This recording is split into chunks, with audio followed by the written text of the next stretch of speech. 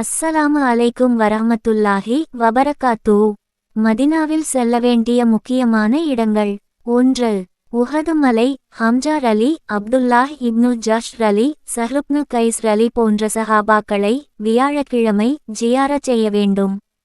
அங்கு மொத்தம் 64 அன்சாரி சஹாபிகளும் 6 முகாஜிரீன்களும் அடங்கப்பட்டுள்ளார்கள். 2. மஸ்ஜிது குபா. சனிக்கிழமை செல்வது சிறப்பாகும். மஸ்ஜிது குபாவில் தொழுவது உம்ரா செய்ததின் நன்மை கிடைக்கும். 3. மஸ்ஜிது அமாமா. ஹிஜ்ரி 8ஆம் ஆண்டு சுல்தான் ஹசன் இப்னு முஹம்மது சாலிஹும் ஹிஜ்ரி 14ஆம் ஆண்டு துருக்கி சுல்தான் அப்துல் ஹமீத் கானும் இதை புதுப்பித்தார்கள். 4. மஸ்ஜித் கிப்லதைன். பைத்துல் முகத்தஸை நோக்கி தொழுத முஸ்லிம்களை காபா திசை நோக்கி தொழச்சொல்லி வந்த பள்ளிவாசல். 5. கந்தக் அஹ்ஸாப். அகல்போர் நடந்த இடத்திலுள்ள 5 பள்ளிவாசல்கள். 6.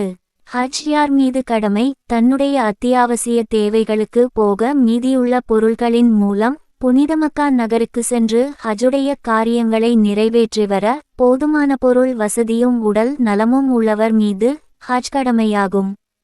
பெண்களுக்கு இத்துடன் மஹ்ரமான ஆண் துணையும் இருந்திட வேண்டும்.